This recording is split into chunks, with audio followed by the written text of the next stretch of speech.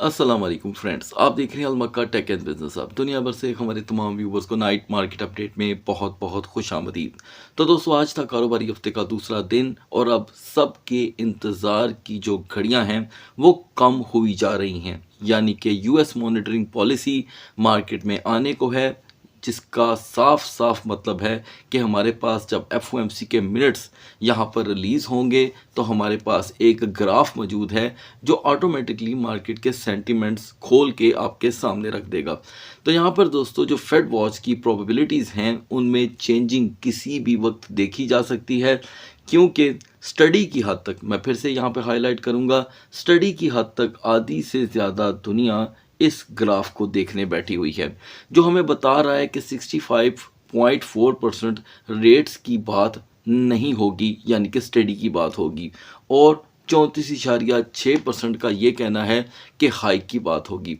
अब क्योंकि बिगनर्स हमें हर वीडियो में अल्हम्दुलिल्लाह यहाँ पर ज्वाइन कर रहे हैं नए सब्सक्रिप्शन के तौर पे, तो पता चलता है कि उन्हें ये बताना बहुत ज़रूरी है कि उन्हें मालूम हो कि फेड इस वक्त क्या सोच रहा है। फेड दोस्तों यहाँ पर अपनी सिर्फ टेक्निकी फार्मूले को यूज़ कर रहा है और सभी को बता रहा है कि जी जस्ट एक डाटा हाई आएगा तो हम जो है रेट हाइक कर देंगे, लेकिन ऐसा नहीं हो सकता। ये जानना बड़ा ज़रूरी है। ऐसा क्यों नहीं हो सकता? ऐसा इसलिए नहीं हो सकता दोस्तों कि यूएस की इकोनॉमी पहले से ही 3.50 से 3.75 बेस पॉइंट को लेके चल रही है। अब इनके अंदर और मज़ीद एडिटिंग अगर होती है तो और ज़्यादा उनको अपनी इकोनॉमी चलाने के लिए डॉलर छापने पड़ेंगे। अगर वो डॉलर छापेंगे तो ऑटोमेटिकली गोल्ड का मुंह थोड़ी देर के लिए बंद हो जाएगा, लेकिन 1 माह, 2 माह या मैक्स 3 माह बाद वो उससे ज़्यादा खतरनाक होकर उभरेगा, जो किसी से संभाला नहीं जाएगा। जैसे अभी भी आप देख रहे हैं कि जियो पॉलिटिक्स जो है वो ठंडी हो रही है थोड़ी बहुत, तो गोल्ड का मुंह एकदम खुल गया। अच्छा, अब यहाँ पर बड़े सवाल हैं जिसे मैं आगे चल कर के एड्रेस करूँगा कि why XAU is falling right now and BTC pumping. ठीक है, ये सवाल अपने ज़हन में रख लीजिएगा आप भी, और मुझे भी याद है, मैं आगे चल कर के शेयर करने वाला हूँ इसकी तमाम तर मालूमात। तो दोस्तों, ये जो कल मिनट्स आएंगे इसमें हमारे सामने आना क्या है? इसमें ये आना है कि कितने मेंबरान फेड के रेट हाइक के हक में थे, कितने मेंबरान रेट डिक्रीज और कितने स्टडी के। इसके बाद ये ग्राफ ऐसा नहीं रहेगा, चाहे आप इसकी फ़ोटो उतार के रख लें। ठीक है, कल के डिसीजन के बाद ये बदलेंगे, परसेंटेजेस आपस में शफल होंगी, हो सकता है एक नई खिड़की खुल जाए रेट इंक डिक्रीज की, जिसके लिए सारी दुनिया यहाँ पर राह समझ लें उसकी ताके बैठी है। अच्छा, अब क्योंकि यहाँ पर अभी ये जो आपको रेट्स की कॉन्फ़िगरेशन देखने को मिल रही है, ये तकरीबन आखिरी डाटा जब आया था PMI का, ये तब की है, लेकिन ये करंट है, ये याद रखिएगा। यानी कि आप इसे ये नहीं कह सकते कि जी ये तो बहुत पुरानी है। नो, ऐसा बिल्कुल नहीं है। ये ताज़ा तरीन सूरत हाल के मुताबिक ये ऑटोमेटिकली यहाँ पे मूव करती है और इसने अब आगे चल कर के मार्केट्स को एक नया मूव देना है। अब दोस्तों, क्योंकि नया मूव और मॉनिटरिंग पॉलिसी तो कल आनी है, लेकिन उसकी खुशामद में ही यहाँ पे डोमिनेंस जो है वो खुद ही चमक रहा है। ठीक है जी, और डोमिनेंस आज बेवजह 99.70 तक पहुँच गया, बल्कि एक टाइम पे 80 तक पहुँच चुका था, लेकिन फिर से इसकी हवा निकल गई। ठीक है, और हम बड़े स्मूथली 99.80 से गिर के 99.53 तक पहुँच चुके थे। जैसे ही मार्केट 99.53 पे आई, हमने देखा कि वाज़िया तौर पे जो XAU है उसमें एक अच्छी रेजिस्टेंस की हवा भरी। नतीजे में हमने फिर 4412 का हाई देखा, लेकिन आफ्टर दैट मार्केट जो है वो रेजिस्ट नहीं कर पाई। अब क्योंकि सभी की नज़रें रेजिस्टेंस पे हैं, तो मैं कहूँगा रेजिस्टेंस को छोड़ें, इंडेक्स को देखें। इस इंडेक्स ने कल गेम को चेंज करना है। अब क्योंकि दोस्तों ऑयल के प्राइसेस रोज़ाना की बुनियाद पे अगर आप जाके रिसर्च करेंगे तो आपको पता चलेगा ये एक ट्रेंड में रहने वाला टॉपिक बन चुका है। तो कल के दिन ऑयल के प्राइसेस ने भी यहाँ पर अपना नया मूव शो करना है।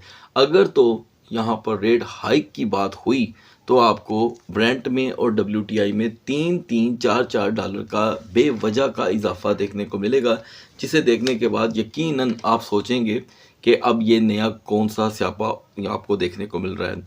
उसकी वजह यह है कि जब भी कोई चीज़ ट्रेंडिंग टॉपिक बन जाती है उसको इंडेक्स के साथ जोड़ दिया जाता है। जैसे कि आप में से कितने हजरात होंगे जो साल 2026 चढ़ने से पहले XAU का नाम भी जानते थे, या XAUT के बारे में कुछ जानते थे? मेरा ख्याल है 10% लोग भी नहीं थे। और आज ये 8 महीने के अंदर अंदर दुनिया और पूरी दुनिया इतनी तब्दील हो गई है कि अब सबकी ज़ुबान पे BTC के बाद नहीं बल्कि BTC से भी पहले XAU का जिक्र होता है। Reason tokenization. तो लिहाजा दोस्तों ये टोकनाइजेशन इस वक्त बराह रास्त WTI को भी लेके चल रही है और ब्रांड को भी, क्योंकि इन दोनों के टोकनाइज्ड टोकन आपको पिंगेक्स पे, बाइडेफाई पे, बिटगेट पे देखने को मिलते हैं। यानी कि सिल्वर के मुकाबले में जैसे आपने XAG देखा था, तो एनर्जी के मुकाबले में भी यहाँ पर ऑलरेडी टोकन आ चुके हैं। अगर आप कहेंगे तो इस पे भी आपको एक नई वीडियो प्रोवाइड कर दी जाएगी। लिहाजा दोस्तों हमारे व्यूवर की डिमांड पे आज से 3rd वीडियो का आगाज़ किया गया है, ठीक है। और इस 3rd वीडियो में हमेशा आपकी डिमांड शामिल होगी। लिहाजा अगर आप चाहते हैं कि आपकी डिमांड शामिल हो तो आप कमेंट सेक्शन में टोकन्स का, प्रोडक्ट का या किसी भी मौजू का जिक्र कर सकते हैं, हम उसे कवर करेंगे। लेकिन शर्त यह है कि मौजू सिर्फ़ और सिर्फ तजारत और बिज़नेस के साथ जुड़ा हो, ठीक है। ये ना हो कि आप मार्केट में फजूल जो एप्लीकेशंस आई हुई हैं उनके बारे में कहना शुरू हो जाएं। ये मेरी आपसे रिक्वेस्ट है कि तजारती सेक्टर्स के बारे में बात करें। बढ़ते हैं मार्केट की तरफ। यार इन द मार्केट और कैपिटलाइजेशन ने एक बहुत बड़ा यहाँ पर ख़ुद में इजाफा किया है, लेकिन डोमिनेंस को ब्रेक कर दिया है। डोमिनेंस ब्रेक होने से हमें यहाँ पे 0.50% की कमी देखने को मिल रही है, जिसकी वजह से कुछ अदद आल्ट कॉइन जो हैं वो अपनी पोजीशन बेहतर करने में कामयाब हुए हैं। तो दोस्तों एक लंबे अरसे के बाद BTC ने आज 65,000 की रेजिस्टेंस अपनाई और जैसे कि आपको अल्हम्दुलिल्लाह अपडेट किया गया था कि हम यहाँ पे जस्ट टच एंड गो ही देखेंगे, तो हम 65,054 से रिजेक्ट होने के बाद अभी भी 1% प्लस के अंदर ही हैं, लेकिन 64,670 पे मार्केट खड़ी है। अब मार्केट में आप बहुत अच्छे से जानते हैं कि ये ब्रेक सिर्फ और सिर्फ मॉनिटरिंग पॉलिसी का वेट करने के लिए आई है। लेकिन दोस्तों BTC की निस्बत इथीरियम कुछ ख़ास रेजिस्टेंस अपनाने में आज कामयाब नहीं हो सका। हालांकि 1928 से लेकर 1935 की यहाँ पर रेजिस्टेंस अभी भी बनती है, लेकिन इथीरियम 1923 से ही यहाँ पर जवाब दे गया। हालांकि 2.64% का इजाफा हमें इसलिए देखने को मिल रहा है कि इथीरियम ने 1885 का सुबह हमें लो प्रोवाइड किया था। तो चलें दोस्तों हम हमारे तजिए का आगाज़ करेंगे BTC से, जो बहुत ही ज़्यादा अहम होता चला जा रहा है। देखिए दोस्तों यहाँ पे मुसलसल बुलिश का एक अप ट्रेंड है। कहीं पे भी अगर आपको रेड कैंडल दिखाई दे रही है तो वो ये 2 एरिया हैं, 1 और 2। अब ये 2 एरियाज़ जो हैं वो आप अपने दिल में उतार लें, क्योंकि यहाँ पर एक ब्रेकआउट आपको मिला था, ये हम भूलेंगे नहीं। तो मार्केट की वीकर जोन है 64,000। अब क्योंकि वो दिन गुजर गए जब हमें 63,500 से 63,800 की रेजिस्टेंस चाहिए थी, आहर वो मिली तो हम यहाँ तक पहुँचे हैं। मुझे उम्मीद है कि आपने कैंडल चार्ट स्टडी से बिल्कुल बड़ा अच्छा सबक हासिल किया होगा। एनीवे, तो दोस्तों वीकर जोन क्या है अब 64,000। ऑटोमेटिकली इसको यहाँ पे अंडरलाइन कर लें या इसकी फ़ोटो उतार के रख लें। 4 आवर का मैंने कैंडल चार्ट ओपन करके रखा हुआ है ताकि आप इस चीज़ को समझ सकें और कंपैरिजन कर सकें 15 मिनट की कैंडल के साथ। चले 64,000 से पहले पहले अगर हम 64,500 से लेकर 64,800 तक रह जाते हैं तो यकीनन जो फर्स्ट ट्रेडिंग सेशन अब जो स्टार्ट होने जाएगा 3 बजे के बाद, उसमें ये इसको BTC को सपोर्ट करेगा और यही सपोर्ट BTC को जो कि है 65,500 तक ले जाने की कोशिश करेगा। और इतना ही इसका भी फ़िलहाल ब्रेकआउट है, क्योंकि हमारे कैंडल चार्ट में हद दर्जा जो रेजिस्टेंस है वो 65,200 है। आप 300 इमेजिनरी इसमें प्लस कर सकते हैं, लेकिन क्योंकि रिजेक्शन तो रहना ही रहना है, क्योंकि वॉल्यूम इतना है ही नहीं, ये मैं आपको बता रहा हूँ। अब आप सोचेंगे कि ये कैसे पता चलता है कि वॉल्यूम इतना नहीं है। उसकी वजह यह है दोस्तों कि आपने कभी भी अपनी ऐप की, जो भी आप ऐप यूज़ करते हैं, बाइनांस वगैरह वगैरह कुछ भी, आपने कभी राइट साइड के ऊपर वॉल्यूम को देखा ही नहीं, ठीक है। अगर आप उसे देख लें तो आपको पता चल जाएगा कि वॉल्यूम की हर नोयत क्या है। लिहाजा ये स्लॉट अभी अनचेंज्ड है दोस्तों, तो करेक्शन तो आनी है, ठीक है। करेक्शन के साथ ही मार्केट आगे बढ़ेगी। अगर हम इथीरियम की बात करें दोस्तों तो इसमें सिर्फ और सिर्फ $25 की मूवमेंट आई, जो बिल्कुल ना होने के बराबर है। उसकी वजह यह है कि आज ना तो हफ्ता है और ना एतवार। वर्किंग डे में इतनी कम वॉलेटिलिटी सोच में डाल देती है। एनीवे, अभी भी 1905 में कोई बदलाव नहीं आया, यही सपोर्ट रहेगी। और डीपर लेवल 1870, अपर लेवल के लिए कुछ भी नहीं बदला। स्टिल हमें 1928 से 1945 की रेजिस्टेंस चाहिए। अब आप सोचेंगे कि रेजिस्टेंस क्यों बढ़ गई है। इसलिए दोस्तों कि इथीरियम भी 1900 में अपनी कंसोलिडेशन मुसलसल शो कर रहा है। तो बढ़ते हैं आल्ट कॉइन्स की तरफ। XAU से हम अपने आर्ट सेशन का आगाज़ करेंगे दोस्तों, और आप देख रहे हैं कि पिछले 12 घंटों से ये जो 3 कैंडल आप देख रहे हैं 4 4 और की, ये मुसलसल XAU को इसकी डाउन साइड और प्रीवियस वन सपोर्ट की तरफ लेके जा रही हैं, जिसे हम भूलना चाहते थे, यानी कि जिसे अभी 4 दिन हो चुके हैं। अब 4355 पे XAU आकर के दोस्तों सो गया है। 1.3% तक की कमी XAU में हमेशा एक बड़ी कमी मानी जाती है।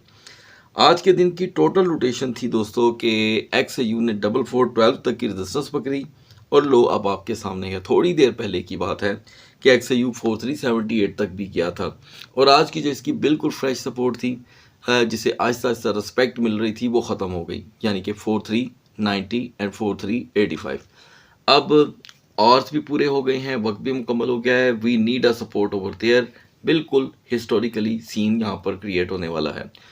4355 पे सपोर्ट मिल जाती है तो XAU के लिए नॉर्मल बिहेवियर होगा दोबारा से 4380 पे आना। ठीक है, ये स्ट्रगल चलेगी क्योंकि इंडेक्स ने यहाँ पर वॉलेटिलिटी देनी है मार्केट को। अदरवाइज 4355 के ब्रेक होते ही प्रेशर 4340 और 4335 की तरफ बढ़ने वाला है। मैं चाहूँगा कि आप हमारे तजिए को लाजम वेरीफाई किया करें। शायद आपको सोशल मीडिया की दुनिया में कोई भी ये बात नहीं कहेगा, ताकि मैं ये चाहता हूँ कि जो क्लैरिफिकेशन है उसके अंदर एक रत्ती भर का फ़र्क ना हो। ठीक है, तो लिहाजा गाइस जो यहाँ पर मैं आपके साथ तजिया शेयर करता हूँ, मोस्टली अगर आप उसे वेरीफाई करेंगे कहीं पे, तो मैं समझता हूँ कि बिंगेक्स पे या बाइडिफाई पे आप उसको रीवेरीफाई कर सकते हैं। लिंक वीडियो के डिस्क्रिप्शन में मिल जाएगा। तो दोस्तों BNB की हमारी सपोर्ट 600 की थी, जो आज ट्रिगर हुई और हमने 604 का हाई देखा। जैसे कि मैं आपको बता रहा हूं कि प्रेशर अब 600 के ब्रेक होने का बढ़ रहा है, तो 595 एक नॉर्मल लो होगा और रिकवरेबल पोजीशन 606। जल्दी से आते हैं XRP पे। XRP ने दोस्तों आज थोड़ी बहुत स्ट्रगल करके हाथ पैर मार के जस्ट $1 की पोजीशन बहाल की है, लेकिन अभी भी XRP में वॉल्यूम ना होने के बराबर है।